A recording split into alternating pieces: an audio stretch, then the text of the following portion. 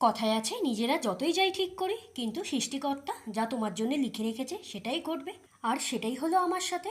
আজকের বছরের প্রথম দিন ভেবেছিলাম যে আজকে সারাটা দিন বাইরে কাটাবো। প্রথমে যাব দক্ষিণেশ্বরে পুজো দিতে, কিন্তু কোথায় আর কি, গতকাল থেকে কারেন্ট নেই। তার উপর সারা রাত মশার কামড়ে ঘুমাতে পারিনি। এদিকে সারা রাত কারেন্ট না থাকায় ফ্রিজে মাছ আছে, সেগুলোও নষ্ট হয়ে যাবে। এখন সকাল 10টা বাজে, এই সবে আমি ঘুম থেকে উঠলাম। তো উঠেই দেখি ফ্রিজ থেকে জল পুরো বাইরে ভর্তি হয়ে গেছে। শুধু বাইরে না, ফ্রিজের ভেতরেও জল ভর্তি হয়ে গেছে। আর এই ফ্রিজের খাবারগুলোকেও আমায় সব খালি করতে হবে। ঘুম থেকে উঠেই সকাল সকাল জলখাবারে এই ফুলকো ফুলকো লুচি ও আলুর তরকারি খেয়েছি। তারপর কিচেনে চলে আসলাম।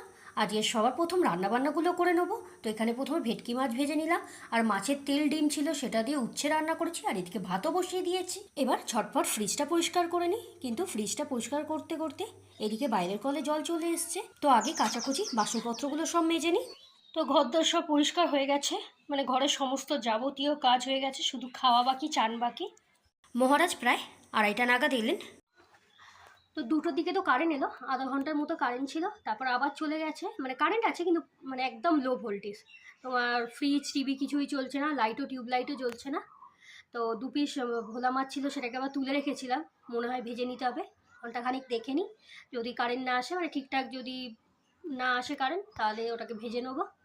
তো আজকে খেতেও ইচ্ছা করছে না। তো কিছু করার নেই, এখন প্রায় 4টে বাজতে যায়। তো খেয়ে নিই, চানটা নয় সন্ধ্যের দিকে করবো। তো চলো খাওয়া দাওয়া করে নিই। তো কারেন্ট তো আর আসার নাম নেই, তো খেয়ে নিই চলো।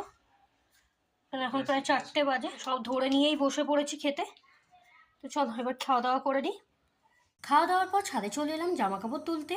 পয়লা বৈশাখ উপলক্ষে আমাদের বাড়ির সামনে হরিচাঁদ মন্দিরে আজকের পুজোও ছিল। আজকে সবাইকে ভোগ খাইয়েছে। তো বিকালবেলা সন্ধে টন্ধে দিয়ে আজকে তৈরি করেছিলাম এঁচোড়ের কাটলেট। বিশ্বাস করো, এঁচোড়ের কাটলেটটা এত দারুণ খেতে লেগেছে। আমি ফার্স্ট টাইম করেছি, কারণ এটাও ফ্রিজে রাখা ছিল, না করলে নষ্ট হয়ে যেত।